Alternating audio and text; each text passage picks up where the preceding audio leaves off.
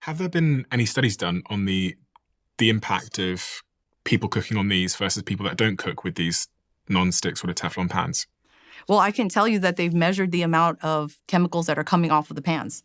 And so if you've ever had a nonstick piece of cookware, it scratches very easily. Yeah. And some of these scratches are microscopic and invisible to the naked eye.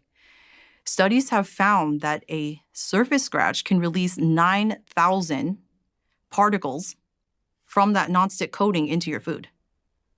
And if it's a crack, that number jumps up to 2.3 billion particles that are transferred into your food. And what's that going to do to my health? What are these PFAS doing to my health? Well, PFAS are linked with several types of cancers. So kidney and testicular cancer, thyroid disorders, which thyroid problems are so common these days, but they're not normal. Then we have increased risk of miscarriage, preterm labor, preterm birth, preeclampsia, which is high blood pressure during pregnancy. Could be deadly. You also have increased obesity that's linked with PFAS chemicals. And PFAS also contribute to an increase in endometriosis and PCOS. Oh, really? So people who have endometriosis and PCOS, they have found to have higher levels of PFAS in their bodies. And PFAS are found in everybody. No one's exempt. Everyone has PFAS in our bodies. But whether or not they're able to exert toxicity depends on your inner environment, depends on how many other chemicals your body is working to fight off. I just pulled up some studies here. One of the studies from 2023, which you might be aware of, showed that higher levels of PFAS in the blood of women in Singapore were associated with a 30 to 40% lower chance of pregnancy and live birth within 1 year. Another study sampled 381 blood samples from people trying to lose weight, and no matter the diet that these participants tried, they gained weight if they had elevated PFAS exposure. What the hell? They gained weight even if they tried different diets. Yeah, so these chemicals are known, endocrine disruptors are also known as obesogens. So they're increasing the prevalence of obesity. So you store more fat and you can't lose it. Obesogens? I thought food was the only obesogen. Well, the chemicals that you're being exposed to through your cookware, through food packaging, they're also sources of these endocrine disruptors. And what about cancer? Is PFAS linked to cancer? Have they done any studies on that with animals or? Yeah, in humans, it's kidney and testicular cancer. Okay. What about prostate? I know that's a big concern for a lot of men in particular. I haven't seen direct evidence on that, but I wouldn't be surprised if that was also linked because that's also a hormonal tissue. A study from 2021 in mice at the University of Illinois found that a high-fat diet combined with PFAS exposure could cause changes in prostate cells that promote tumor growth. Is there an alternative to PFAS? Is there something that I could use instead of this non-stick pan? Yeah, just get rid of the non-stick chemicals altogether. And that would be something as simple as cast iron, stainless steel, glass cookware, ceramic cookware. It's just a bit more annoying, isn't it? Yeah, I mean, non-stick cookware is amazing. I mean, you can make food slide off, cleanup is a breeze, but at what cost? You might be saving time when you're cooking, but how much of that time is being taken off the back end of your lifespan is the question. So you're saying throw this away? I would. But see, that's the other thing is if you are then hearing this and you're like, I got to get rid of my cookware. Well, guess what? You throw that out and it ends up in a landfill and the PFAS chemicals are now in the environment where they won't go away. So am I throwing it? So it really depends, right? If you are in the position to where you can get rid of it, then it might benefit you. But the key is to really stop buying it. But you already have it. Yeah. So it's really up to you. In terms of cookware, that's better for me. Avoid the non-stick, go for stainless steel, cast iron. What about the utensils then? So things like, I've got a plastic spatula here in my hand. Is this good? No, because that's melting. It's breaking off into little tiny bits and fragments of microplastics and nanoplastics in your food. So bad Yes. spatula? Yes. Okay. The silicone, the silicone rubber, the plastic. If you just think about the fact that it's being heated up, if you've ever looked at one, the integrity, you'll see it starting to fray. If you see any bits coming off, Yeah, then you know it's definitely breaking up and getting into your food. Yeah, there's loads of little pieces missing from the end of the plastic. And I guess that's gone into the food most likely.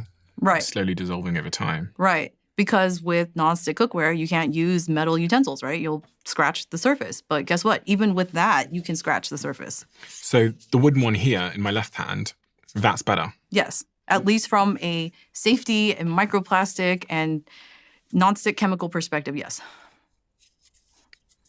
Are you concerned at all? with No, wooden not one? at all. Okay. So wood is fine. Wood is totally fine. Okay. What people normally will say is, I can't properly clean the wood.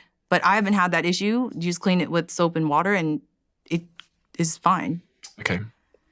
So we'll keep the wooden spatula. What else in terms of cooking products? So I've got this pan here. You're saying this is a good one? Stainless steel? Yes. Great. Keep that one. Keep that one. Okay, what about this? Nice plastic container, super convenient, put my lunch in it, go to work, maybe pop it in the microwave, heat it up, get my takeaway in it. Plastic container. Good? Absolutely not. Do not microwave plastic containers. Even after just a few seconds, you'll get release of billions of microplastic particles into your food. Just from a tiny square centimeter, you'll get billions of microplastic particles. And with microplastics, they're hard. It's a solid mass. It does not break down in the body. What if it says BPA free? That's great, but it's still plastic. It's still microplastic. It's still nanoplastic releasing. And it probably has phthalates in it, depending on the type of plastic. Right. Okay, so you don't want to be microwaving these. And, Yeah. and if I get microplastics into my food, what's the net impact? What's the harm of that? Well, microplastics don't break down. They don't go away. Again, they're accumulating in human tissues. So they've actually been found in a whole number. I'm pretty sure they're all over the body at this point. We just have to see the evidence to know, right? And so they're in human lungs, blood, in the gut tissue. They're in heart. They're in brain. They are in the placenta. They're also in penis. And they have been detected in... There's microplastics in my penis? Yes, there could be. Studies have shown that. And even in newborn babies. So when babies are born, they have their first bowel movement, which is known as meconium. And in the meconium, microplastics have been found. So that means babies are being exposed to microplastics in utero. They're being born with plastics in their body. And what's the risk of that? Well, the risk is that they don't go away, number one. And on a cellular level, they're causing inflammation and oxidative stress. And oxidative stress is free radical damage. And what that means is if you ingest these microplastic particles, which everyone is, and they're in your tissues, and your body cannot get rid of them, then they're basically like the equivalent of 1 million little fires all over your body. And unless you have enough detox capability like antioxidants to get rid of them, they're there to stay. What do you mean by detox capabilities? As in my liver and my kidneys? Exactly. Every cell in your body has some antioxidants in it. If you didn't, you would be dead. Because in order to live on this planet and breathe oxygen, we need antioxidants to neutralize the free radicals that happen through cellular respiration, right? So whenever we breathe oxygen, there are free radicals that are created. And our cells have naturally in them antioxidants like glutathione, and they help to neutralize these free radicals. But glutathione is also vital for detoxifying environmental chemicals. So if you think about it, how does the body decide what's more important? Do I neutralize these free radicals because I need to breathe and live? Or do I have to deal with these chemicals over here? I don't know. So you're literally being torn. Your body is torn at this point. What to deal with first? And usually it's the oxygen. I need to breathe. So let me neutralize the free radicals from breathing oxygen. Then I'll deal with these chemicals later if I have enough left in the tank. And most people don't. Modern lifestyles are resulting in depletion of glutathione. Our glutathione is being robbed by these microplastics, by these parabens, phthalates, and other chemicals that you find in consumer products. If you had to sum up in a sentence what microplastics are doing to us, what would that sentence be? Slowly killing us over time. We're becoming plastic. We're actually known as the Plasticine epoch. Humankind is more plastic. Eventually, we will become more plastic than we are humans if we continue at this rate. There have been through over 300 million metric tons of plastics produced. I mean, that's a really big number, but I can't really wrap my head around it. And they don't go away. They don't go away. That's the problem. They just continually break up into smaller and smaller and smaller and smaller fragments. A 2024 study on microplastics in human livers, kidneys, and brains found that all of them contained microplastics, but the brain contained 10 to 20 times more than any other organ. The brain's measured around 0.5% plastic by weight. That's a Guardian article. So does that mean 0.5% of my brain is plastic? Yes, and that's because plastic is fat soluble, and the brain is mostly fat.